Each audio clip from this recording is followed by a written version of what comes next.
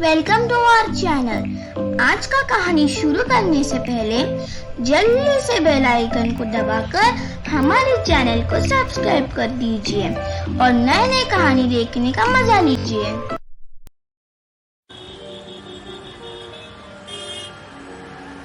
Doctor संध्या अपनी cabin में बैठी थी। तब कुछ लोग दौड़ के उनके पास आए और हाथ जोड़कर बोले, डॉक्टर मैडम, हमारे दोस्त को बचा लीजिए, उसकी जान खतरे में है। देखिए, आप लोग शांत हो जाइए, घबराइए मत और बोलिए क्या हुआ है। मैडम, हमारे दोस्त का एक्सीडेंट हुआ है, हम लोग उसे हॉस्पिटल लेकर आए हैं। उसका बहुत खून बह रहा है, उसकी कंडीशन बहुत सीरियस है, आप जल्दी चलिए।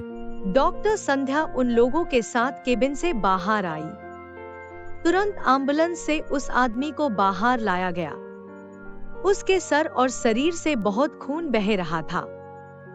जब संध्या की नजर उस आदमी के ऊपर पड़ी तो वो चौंक गई। उसकी पैर कांपने लगी और उसकी आंखों से आंसू बहने लगे। उसे कुछ समझ में नहीं आया और वो घबराकर अपने केबिन में चली गई। और वहां जाकर संध्या ने दूसरे डॉक्टर को कॉल किया। वो डॉक्टर आने के बाद तुरंत उस आदमी की ट्रीटमेंट शुरू हो गया। लेकिन ये आदमी कौन था जिसको देखकर डॉक्टर संध्या इतना घबरा गई थी? ये हॉस्पिटल डॉक्टर संध्या की थी और वो शहर की मानी जानी मशहूर डॉक्टरों में से एक थी। फिर क्या हुआ था कि उस दिन डॉक्टर संध्या उस आदमी को देखकर इतनी घबरा गई और अपनी केबिन में चली गई। तो चलिए दोस्तों, इस कहानी को जानने के लिए हम थोड़ा सा 8 साल अतीत में चलते हैं।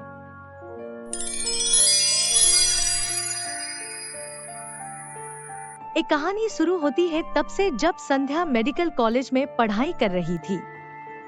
उसकी सपना था कि वो पढ़ लिख कर एक बड़ी और अच्छी डॉक्टर बनेगी।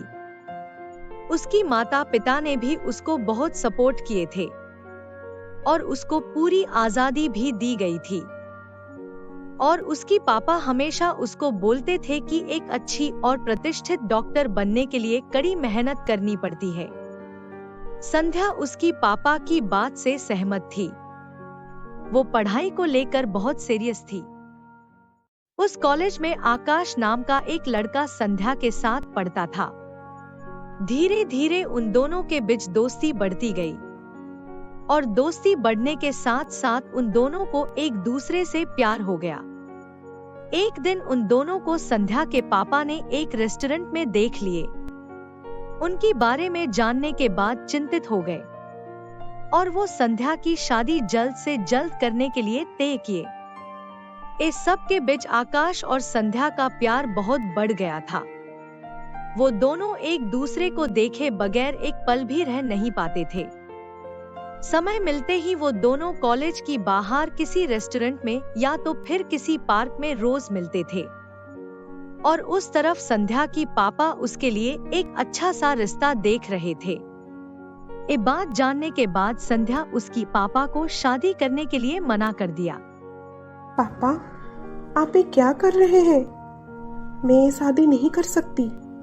मैं किसी और से प्यार करती हूँ। आप प्लीज मेरे लिए रिश्ता ढूंढना बंद कीजिए पापा। सुन संध्या, तेरी शादी उससे होगी जिसको मैं पसंद करूंगा।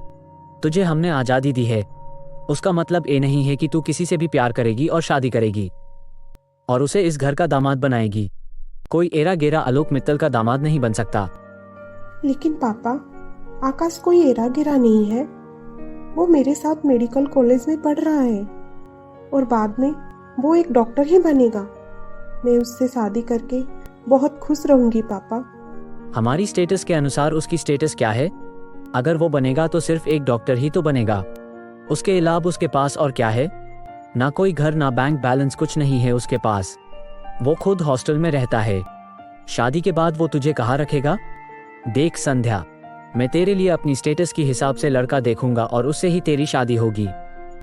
अगर तू मेरा हिसाब की लड़के से शादी नहीं की तो मेरे मरा मुंह देखोगी। पापा सुनिए तो पापा, मेरी मेडिकल पढ़ाई का क्या होगा?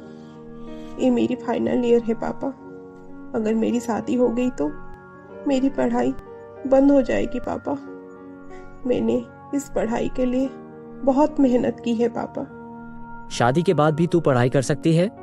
और हाँ, तेरी शादी मैं बहुत जल्दी करवाऊंगा, वो भी मेरे पसंदीदा लड़के से। समझी तुम? अगर तुम कुछ उल्टी सीधी हरकत की तो मुझसे बुरा कोई नहीं होगा। एक बात याद रखना। पापा सुनिए मेरी बात, पापा प्लीज पापा सुनिए मेरी बात। संध्या की पापा उसकी कोई भी बात नहीं सुने और गुस्से में आकर कमरे से चले गए। संध्या दुखी होकर रोने लगी। उसके बाद वो बहुत जल्दी संध्या के लिए एक लड़का ठीक किए, जिसका नाम रोहित मल्होत्रा था। वो एक बहुत बड़ा बिजनेसमैन था। उसके आगे पीछे कोई नहीं था। उसके माता पिता का 2 साल पहले देहांत हो चुका था। समय बीतता गया और शादी के दिन भी आ गई। संध्या की मर्जी ना होकर भी उसे अपनी पापा की खुशी के खातिर ये शादी करनी पड़ी। रोहित संध्या को लेकर बहुत खुश था, क्योंकि संध्या बहुत सुंदर होने के साथ साथ मेडिकल की पढ़ाई भी कर रही थी। शादी के बाद संध्या कॉलेज जाने लगी और रोहित को भी संध्या की पढ़ाई को लेकर कुछ भी ऐतराज नहीं था। वो पूरी तरह संध्या को सपोर्ट करता था। इस तरह समय बीतने के साथ साथ रोहित और संध्या एक दूसरे की करीब आ गए और उनकी शादीशुदा जिंदगी बहुत अच्छी तरह से कटने लगी।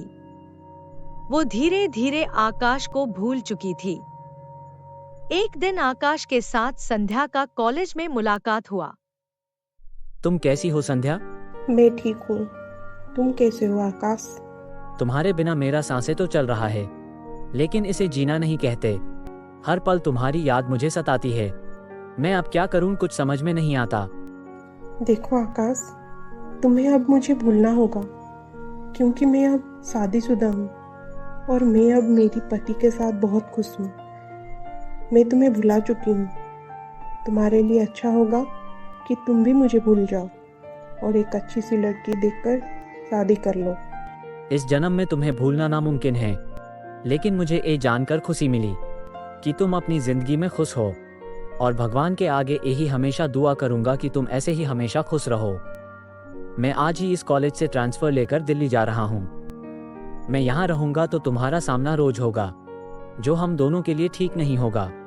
मैं ये सब में तुमको जिम्मेदार नहीं मानता, मेरे तकदीर में तुम नहीं थी।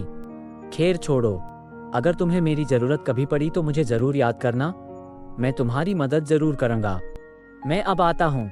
ऐसे बोलकर आकाश वहाँ से चला जाता है। अब आगे क्या होने वाला है, जानने के लिए देखिए हमारा अगला एपिसोड।